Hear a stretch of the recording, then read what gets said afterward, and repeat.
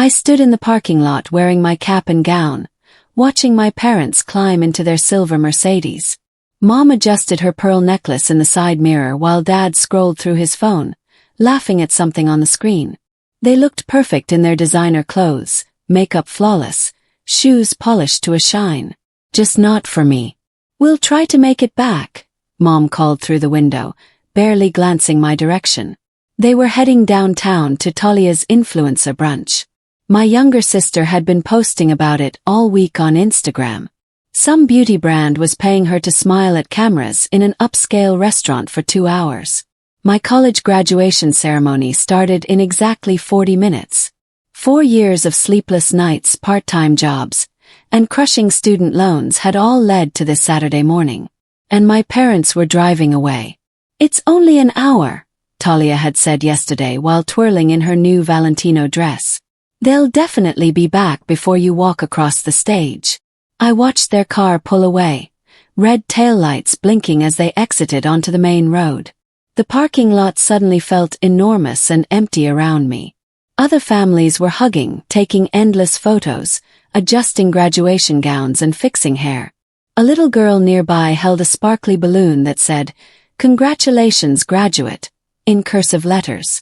I walked toward the auditorium alone, my borrowed heels clicking sharply against the hot pavement. I kept my phone clutched in my hand, constantly checking the screen, waiting for the text message that never came. The ceremony ended at 12:15.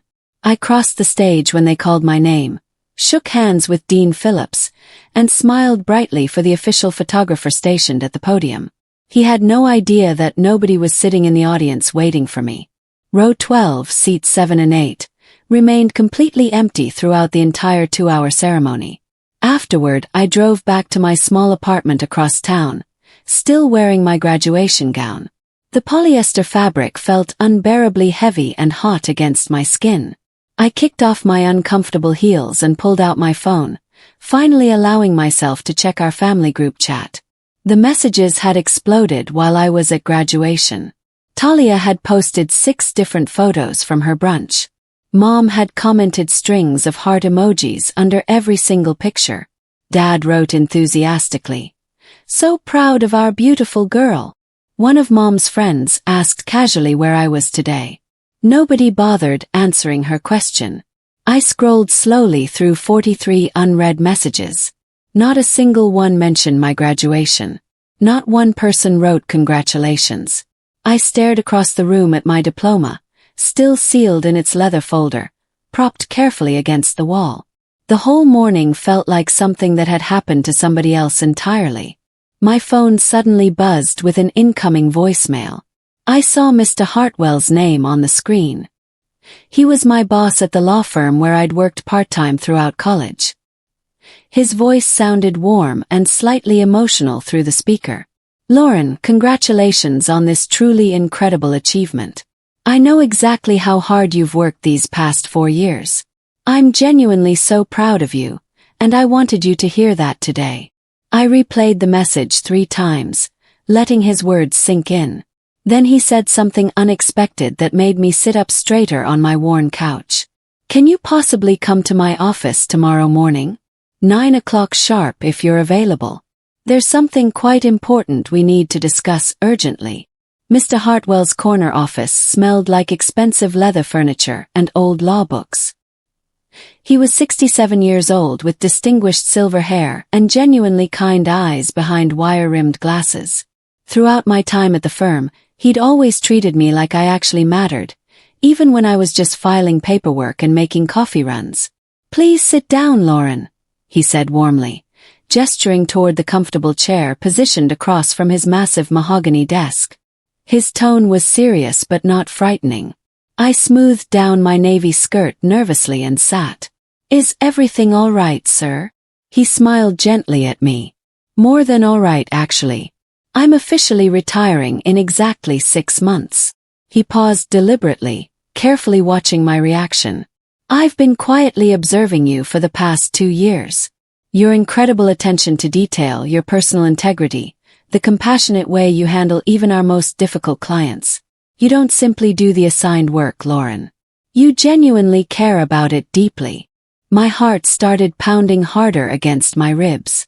I want to personally train you for a significant leadership role here, he continued steadily.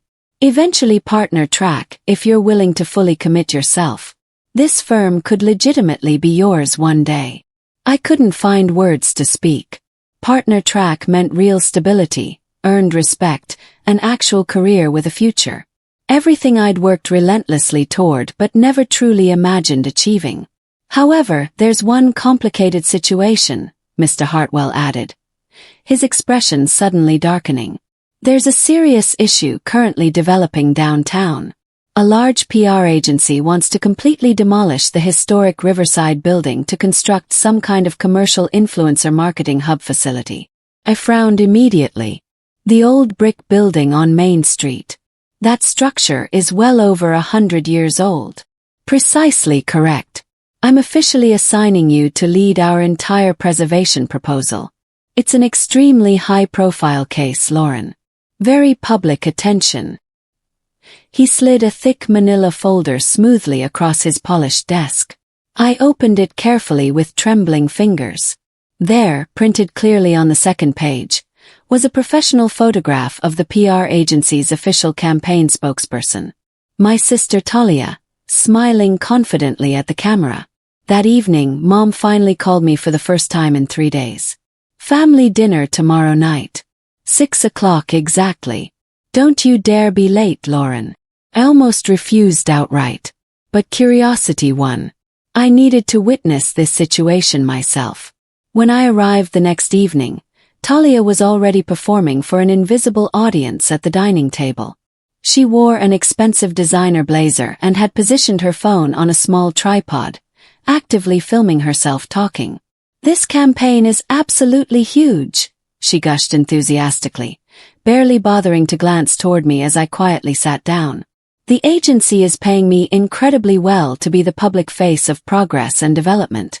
The Riverside project is going to completely change everything about this boring town. Dad beamed proudly at her. Our talented daughter, confidently leading a major commercial development project. Mom squeezed Talia's perfectly manicured hand. We always knew deep down you were destined for something truly big and important. I carefully cleared my throat. I received a promotion at the firm yesterday.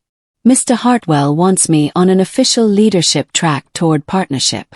Complete silence fell across the table. Then Mom smiled tightly, her lips pressed thin. Oh, that's nice, honey. Talia waved her fork dismissively in my direction. Just don't somehow get in the way of my project, okay? This is an incredibly big deal for my entire career. For all of us, really, Dad added firmly. Talia's public success reflects positively on our whole family name. After dinner finally ended, Mom physically pulled me into the narrow hallway. Her voice dropped to an urgent whisper. Lauren, listen carefully. I need you to be smart about this situation. Don't make things unnecessarily complicated for your sister. She's finally getting the recognition and attention she's always deserved. I stared directly at her face. What about recognizing me? She blinked rapidly like my question genuinely confused her. You've always been perfectly fine managing on your own, dear. I couldn't sleep properly that night. I kept replaying Mom's casual words over and over. You've always been perfectly fine on your own. Like being consistently ignored was somehow a compliment about my character. I finally got up around 2 in the morning and started methodically organizing papers for the preservation case. That's precisely when I discovered it, wedged between old tax documents in a storage box I'd brought from my parents' house several years ago. A bank statement dated from when I was 16 years old. My childhood savings account. The one my grandmother had carefully set up for me the day I was born. She'd faithfully deposited money every single birthday and Christmas without fail. By the time I turned 16, there was over $8,000 saved. The statement showed one single withdrawal. Everything. Gone in a single transaction. The signature line at the bottom made my stomach violently drop. Charles Pembroke. My father's full legal name. At the very bottom, printed in small administrative text, was a reason code. Family expenses. I sat on my cold apartment floor holding that paper, my hands visibly shaking. I'd asked about that account once when I was 17, actively planning for college applications. Dad had said vaguely it was handled properly. I never thought to push harder for answers. Now I understood exactly what handled actually meant. He'd stolen from me. I showed up unannounced at my parents' house early the next morning. Mom answered the front door still wearing her silk bathrobe, clearly surprised to see me. "Lauren, what on earth are you doing here at this hour?" I held up the faded bank statement. "We need to talk immediately." Dad was standing in the kitchen drinking his usual morning coffee. When he saw the paper in my hand, his face went noticeably pale. "Where did that money actually go?" I asked quietly. They exchanged a long, meaningful look between them. Finally, Dad sighed heavily. Talia desperately needed a professional modeling portfolio. It was extremely expensive, but we considered it an important investment in her future. "An investment," I repeated slowly. "Using my money without asking." Mom crossed her arms defensively across her chest. "It was for the family's benefit. Talia had genuine potential. You were always more practical and self-sufficient, Lauren. We knew you'd figure things out independently." "I was 16 years old," I said, hearing my voice crack slightly. "That money was legally mine." Dad set down his coffee mug with a hard clink. "And we used it to help your sister build a real future. That portfolio got her noticed by agencies. It launched her entire career successfully." "Did you ever plan to tell me?" Asked directly. Heavy silence. "We were definitely going to pay you back eventually," Mom said weakly, not meeting my eyes. "When exactly?" I demanded. She didn't answer. Because we both knew the uncomfortable truth. They never actually planned to repay me. They just hoped I'd never find out what they'd done. I stopped by my parents' house again a week later to pick up some forwarded mail. I arrived earlier than expected and immediately heard voices coming from the kitchen. I froze completely in the hallway, listening. It was Talia. She was crying hard. "I owe them $32,000, she sobbed desperately. "The brands keep suddenly dropping me. They want detailed receipts for expenses I already spent months ago.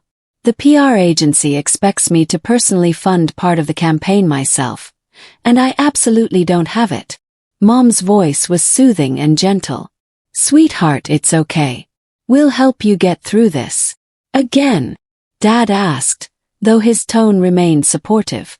"We've already covered 3 separate rounds of this exact situation." I know, Talia whimpered pathetically. "But this time is genuinely different. If the Riverside project works successfully, I'll get more lucrative contracts, bigger brand deals. I just need to get through this immediate crisis. We'll figure it out somehow," Dad promised firmly. "We always do for you." I stepped backward carefully, my heart pounding loudly in my ears. They'd been financially bailing her out for years, funding her entire influencer lifestyle while I worked 2 exhausting jobs just to afford textbooks. I left without picking up my mail. I didn't want them knowing I'd overheard their conversation. But now I understood my role completely. I wasn't actually part of this family. I was just their backup plan. The community planning meeting was held in the historic Old Town Hall. I'd carefully prepared a detailed presentation explaining why the Riverside building mattered culturally, its architectural significance, the small businesses depending on it for survival. When I stood up to speak, people genuinely listened. They asked thoughtful questions. They nodded in agreement. A woman in the front row said my ideas made complete sense. An older man thanked me sincerely for caring about our town's heritage. Afterward, a reporter from the local newspaper approached me. "I'd really love to interview you about the preservation effort. Would you have time available this week?" I agreed immediately, still feeling the unexpected warmth of being heard. The article ran 3 days later. It was fair and surprisingly thorough. The reporter quoted me several times and called me a passionate advocate for responsible development. Talia saw it online. She called me screaming hysterically. "You're deliberately trying to ruin my entire life," she shouted. "That reporter was supposed to interview me. I'm the official face of this campaign." "I didn't ask for the interview," I said calmly. "They approached me." "You're jealous," Talia hissed venomously. "You've always been pathetically jealous of me." Then she hung up abruptly. 2 hours later, I learned from a mutual contact that she'd actually pitched herself aggressively to the reporter. They'd politely declined her. A week later, I received a formal email from the PR agency. They wanted to meet privately to discuss available options. I arrived at their sleek downtown office expecting a professional conversation. Instead, I was led into a modern conference room where 3 serious executives sat waiting. "We'll get straight to the point," the lead woman said. She appeared maybe 40 with sharp calculating eyes and expensive jewelry. "This preservation case is significantly delaying our project timeline. We're asking you to step aside voluntarily." I blinked. "Step aside. Quietly withdraw your proposal," she clarified bluntly. "We're prepared to make it worth your time financially." "I'm not interested in being bought off," I said firmly. The man to her left leaned forward. "Your sister's career depends entirely on this project moving forward. If it falls through, she loses her contract. Are you really willing to do that to her?" I stood up. "My sister's career isn't my responsibility." I walked out before they could respond further. In the lobby, I saw Talia sitting on a white leather couch, scrolling through her phone. She looked up when she heard my heels clicking across the marble floor. "What did they say?" she asked. I didn't answer. I just kept walking. Talia showed up at my apartment later that night. She pushed aggressively past me when I opened the door, her voice shaking with rage. "You're ruining absolutely everything," she shouted. "Do you have any idea what you're doing to me?" I closed the door calmly. "I'm doing my job." "Your job?" she laughed bitterly. "You've been jealous of me since we were kids. You can't stand that people pay attention to me instead of you." I looked at her carefully, really looked. She was 26 but seemed younger. Tired. Desperate. "I'm not jealous of you, Talia," I said quietly. "I just stopped needing what you and Mom and Dad refused to give." Her face crumpled. But it wasn't sadness. It was pure fury. "If you don't drop this case," she said, her voice low and dangerous, "I'll make sure everyone knows what kind of person you really are. I'll post about you online. I'll ruin your reputation completely. Open the door. Get out." She left, slamming the door so hard the frame shook. I stood there alone, my heart racing. But I wasn't scared. For the first time in my life, I wasn't backing down. I'd been working late at the firm when Mr. Hartwell's assistant knocked on my door. She looked genuinely uncomfortable. "There's something you should see," she said, handing me a manila folder. "These are archived emails from years ago. Community records we kept for legal reasons." Opened it. Inside were printed emails between my mother and my high school guidance counselor. The date was from when I was 19, right after I'd been accepted to college. One email from my mother stood out. "Lauren can delay starting for a year. She's too plain for college to make much difference anyway. We need her home to help with Talia's audition travel schedule." I read it 3 times. Too plain for college. The assistant touched my shoulder gently. "I'm sorry. I thought you should know." I printed a copy and put it in my bag. That night, I drove to my parents' house. I didn't call first. When Dad opened the door, I handed him the email. "Explain this," I said. Mom read the email over Dad's shoulder. Her face went white. "That was years ago," she stammered. I was frustrated. "You can't hold that against me now." "Too plain for college," I repeated. "You delayed my education so Talia could go to auditions." Dad rubbed his face. "Lauren, you're overreacting." I laughed. It sounded bitter even to my own ears. "I worked 2 jobs that year. I told everyone I was taking a gap year to save money. But really, you needed me home to drive Talia around." "She needed support," Mom said defensively. You were always independent. You didn't need us the same way. I needed you exactly the same way, I said. My voice didn't shake. I just learned not to ask. I picked up my bag and walked toward the door. Where are you going? Dad called after me. Away from people who never wanted me in the first place. I didn't look back. The city board meeting was packed. News crews lined the back wall. Developers sat in expensive suits. Community members held handmade signs. I presented our preservation proposal with charts, historical records, and economic projections. I spoke clearly and confidently. When I finished, the room applauded. Afterward, a group of residents approached me. They were organizing a broader preservation initiative and wanted me to lead it. You understand what matters here, one woman said. We need someone like you. I felt something warm spread through my chest. Pride. Belonging. My phone buzzed. A text from Mom. We need to talk. It's important. Put my phone away. Whatever she wanted could wait. That night, Talia posted a desperate video online. She was crying, talking about haters and jealous people trying to ruin her dreams. The comments weren't kind. People called her unprofessional. A brand she'd partnered with announced they were ending their contract. I watched the video once, then closed the app. I didn't feel sorry for her. I finally agreed to meet my parents. They sat across from me at a coffee shop, looking older than I remembered. Talia's struggling, Mom said. She needs help getting back on track. And you want me to fix it, I said. Dad leaned forward. You could talk to the city board. Smooth things over. Help her campaign succeed. I stirred my coffee slowly. My job isn't to clean up your choices. She's your sister, Mom said, her voice rising. Family helps family. I met her eyes. Only when it goes both ways. Dad's face turned red. After everything we've done for you, this is how you repay us. I stood up and put money on the table for my coffee. Everything you've done for me. I repeated softly. You took my savings.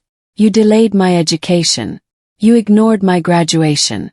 The only thing you ever did for me was show me exactly who you are. I walked out while they were still trying to respond. The city board voted on a Thursday morning.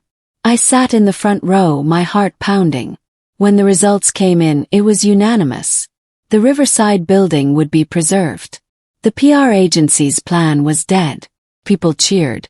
The woman who'd asked me to lead the preservation group hugged me tight. Mr. Hartwell smiled from across the room.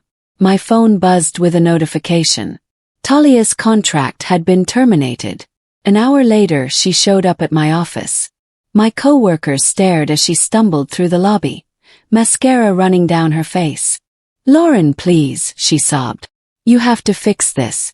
You have to tell them it was a mistake. I walked her outside before she could cause a scene. I can't fix this, I said gently. This isn't something I did to you. These are consequences. She grabbed my arm. I'm broke. I have nothing. Then start over, I said. Like I had to. She stared at me like I was a stranger. Maybe I was. Mom and Dad called me that night.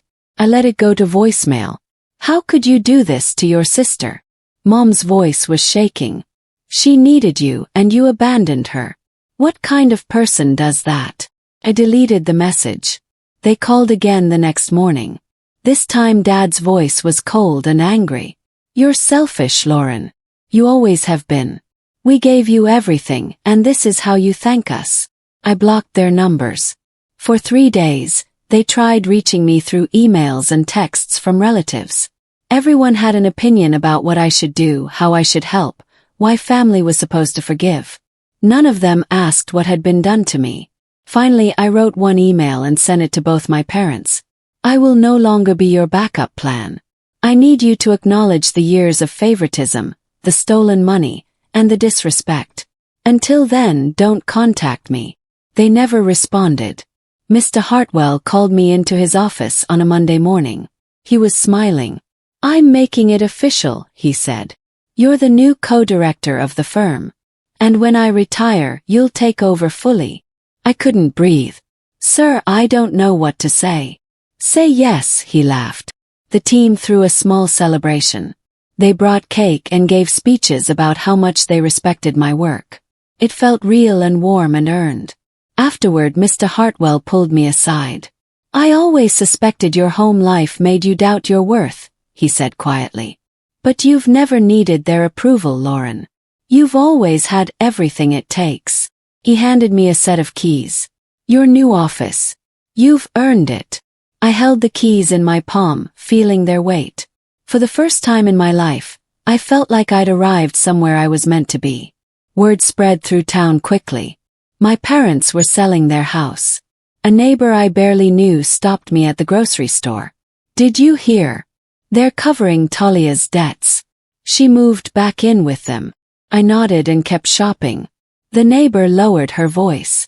They still tell everyone she's the talented one. Even now. I didn't respond. There was nothing left to say. A week later, I found a letter in my mailbox. It was handwritten on cream stationery. My mother's handwriting. I almost threw it away. But I opened it. The letter was long and messy. Sentences ran together. Words were crossed out and rewritten. Lauren, I don't know how we got here. I know we've made mistakes, but you have to understand we did what we thought was best. Talia needed more help. She's struggling now, and we're asking you to come back. To be part of this family again. To help save your sister's future.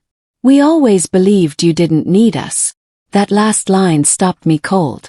We always believed you didn't need us.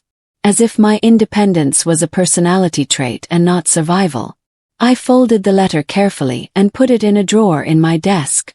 I didn't write back. Not because I was angry. 'Cause I was finally done. Months passed. My life settled into a rhythm that felt right. I worked on cases that mattered. I mentored younger lawyers. I led the preservation group that saved 3 more historic buildings. One afternoon, my coworkers surprised me with a framed photo of the Riverside building at sunset. They'd all signed the back. Thank you for fighting for what matters. I hung it on the wall across from my desk. That night, I dug through my closet and found my graduation cap. It was still pristine, tucked in tissue paper. I'd never displayed it because it reminded me of being alone. But now it reminded me of everything I'd survived. I set it on the shelf in my office, next to the photo. A week later, I got an email from a prestigious architectural magazine. They wanted to feature my work in their next issue. The subject line read, "The Quiet Architect of Preservation." Said yes. The magazine article came out in late spring. My face was on the cover, standing in front of the Riverside building. The headline read exactly as they'd promised. Inside were photos of all the projects I'd worked on, quotes from community members, and a timeline of the cases I'd won. They called me thoughtful, determined, and principled. Not once did they mention my family. I brought the magazine to the office. My coworkers passed it around, congratulating me. Mr. Hartwell framed the cover and hung it in the lobby. "This is the kind of legacy that lasts," he said. That afternoon, I sat alone in my office, sunlight pouring through the tall windows. Felt whole. Not because I'd won or proven anyone wrong, but because I'd finally stopped waiting for approval that was never coming. A notification popped up on my phone. A message request on social media. It was from Talia. "I'm ready to talk if you still want to." I stared at the message for a long time. Part of me wanted to ignore it. Part of me wanted to respond with everything I'd never said. But instead I just closed the app. Not out of anger. Out of peace. I didn't need to punish her. I didn't need to save her either. I just needed to keep moving forward. I thought about my parents sometimes. I wondered if they ever regretted their choices or if they still believed they'd done nothing wrong. But I didn't reach out. Because the truth was simple. They'd ignored my graduation, but they couldn't ignore who I became. I built a life without their approval. I succeeded without their support. I found people who valued me not because we shared blood, but because I earned their respect. And that was enough. One evening I drove past my old neighborhood. The house my parents sold had new owners now. There were toys in the yard and a dog barking behind the fence. I didn't feel sad. Felt relieved. That house had never been home. It was just a place I survived until I could leave. Home was my office with the sunlight and the framed photos. Home was the community meetings where people asked for my opinion. Home was the quiet apartment where I could finally breathe. I'd spent years chasing belonging in a family that didn't want me. Now I'd built it myself. They ignored my graduation. But they couldn't ignore who I became. I was the co-director of a respected law firm. I was leading preservation efforts that would shape the town for generations. I was mentoring young lawyers who reminded me of myself, hungry and underestimated. I was someone who mattered. Not because of my last name or my sister's shadow. Because of my own work, my own choices, my own refusal to disappear. Talia's message still sat unanswered in my phone. Maybe one day I'd respond. Maybe I wouldn't. Either way, I'd already won. Because the girl who walked across that stage alone, smiling for a photographer who didn't know she had nobody waiting, had grown into a woman who didn't need anyone's permission to be proud of herself. I stood in my office as the sun set over the city, my graduation cap on the shelf, my magazine cover on the wall, and I smiled. Not for a photographer, not for my parents, but for me. If this story touched you, or if you've ever felt invisible in your own family, subscribe. Because sometimes the only way to be heard is to stop shouting and start showing. Drop a comment. Tell me your story. Let's lift each other up.